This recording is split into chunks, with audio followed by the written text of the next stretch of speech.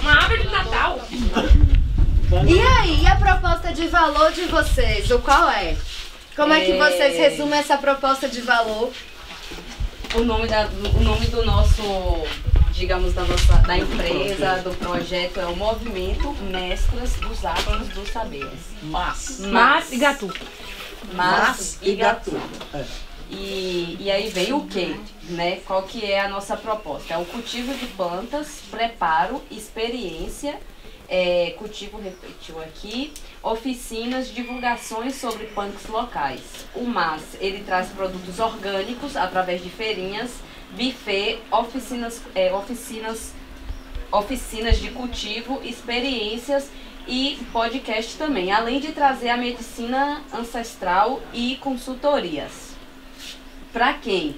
Para ONGs, escolas, universidades, produtores de eventos, visitantes, que aí vem através das experiências também, pessoas que tenham interesse, pessoas interessadas na Chapada Diamantina e através da culinária típica. E os moradores daqui também, que a gente não pode deixar de esquecer.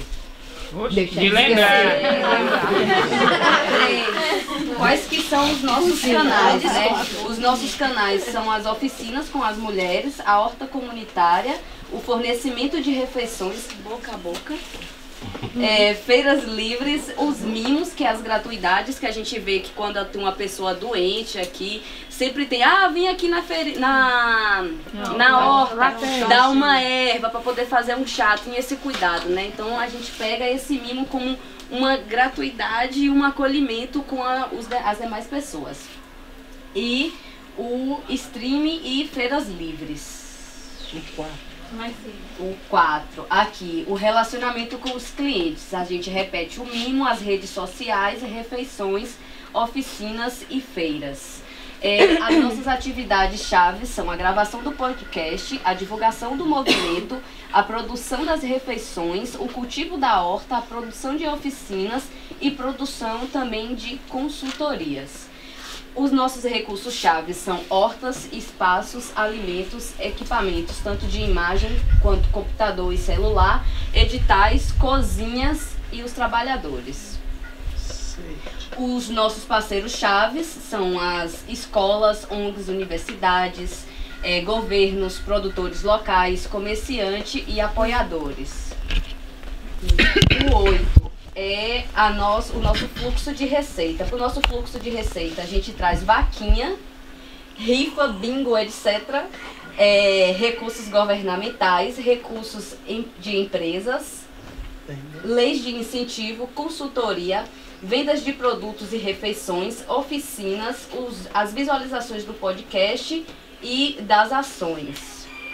A estrutura do nosso custo é a logística, a compra de alimentos, aquisição de equipamentos, contratação de streaming, feito pessoal, compras de descartáveis de serviço, obrigada Rita, despesas de serviços gerais. Esse é o nosso produto. E aí, o que vocês aprenderam com isso aí? Que a gente precisa se organizar bem mais. Que a organização do pensamento é a chave do negócio. Porque de nada adianta a gente ter ideias mirabolantes, várias outras coisas, mas se a gente não consegue ter essa organização mental para depois a gente vir e colocar tudo no papel, aquilo que a gente está pensando em conjunto. Porque o projeto é isso, né? São várias pessoas envolvidas. E a outra coisa que também eu aprendi é a priorização. Eu vou priorizar no que para eu poder arrecadar o quê? Né? Priorização de um ponto, né? Eu priorizar um ponto para eu poder fortalecer, por exemplo, o que? É o buffet. Então eu vou fortalecer nesse ponto porque o resto vai ser a agregar, né? E que nesse caso a proposta de valor de vocês é muito interessante, que ele mostra uma coisa. A proposta de valor, ela não é só o produto, ela não é só o que está se entregando. Ela tem a ver com história, ela tem a ver com o território onde está inserido. Tudo isso é valor. E era isso, antes ele falava, que a nossa demora, a nossa primeira bagunça aí, foi justo isso, nesse ponto da gente entender o que é uma proposta de valor, né? Que a gente estava pensando, vamos oferecer uma comida, vamos oferecer um almoço, né? um jantar, não, vamos vender produtos. E aí depois a gente, vamos entender primeiro o que é realmente proposta de valor, e aí quando você vê que a proposta de valor entra todo, você vai oferecer esse produto, por quê, né? Qual o objetivo? Ali dentro já vai estar tudo, vai estar o objetivo, a justificativa, vai estar a metodologia. Quando eu penso na minha proposta de valor, eu estou pensando já em tudo isso aqui, já tá aqui dentro. Isso clareou e melhorou muito pra gente, mesmo ficando bagunçado, a gente sabia os números para cada lugar que ia botar cada coisa. Nós aqui pode deixar já aqui, porque nesse primeiro momento foi muito bagunçado mesmo pra gente, até entender o que é essa proposta de valor. E aí quando a gente conseguiu entender, ficou fácil de mandar cada coisa para seu devido lugar, assim, sabe? Eu também achei interessante a questão da gente não ser tão pessimista e não se apegar àquela ideia inicial. Quando a Vanessa falou, né? Coloca post-it, porque depois vocês podem mudar, não sei o que. Foi muito essencial isso, porque a gente se apegou, né, no post-it branco, tendo que refeição. E a gente ficou no refeição, né? Queria refeição, tudo tinha que partir de refeição, e depois quando você encostou um pouquinho só, 3 falas dela, abriu horizontes, e a gente começou a entender que a refeição era só um resultado.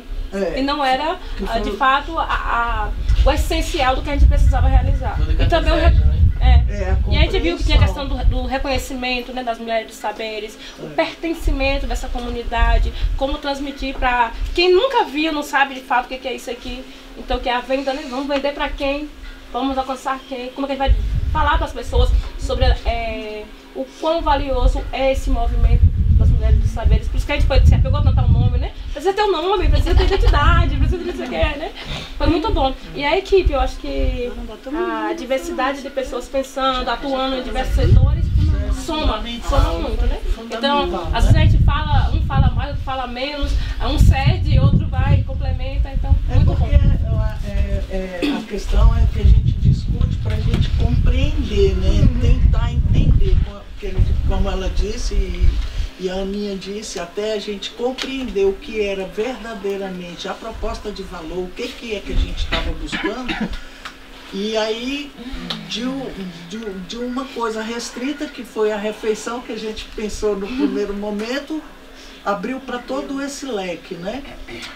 E às vezes o meu entendimento é um, dela é outro, e depois a gente chega, conversa e chega a uma conclusão, né? E chega a um ponto que é o melhor, é o consenso, né, que a gente diz. Que é um outro aprendizado desse material. A gente pode fazer sozinho, mas se você tiver alguém para fazer junto, vai sair muito melhor.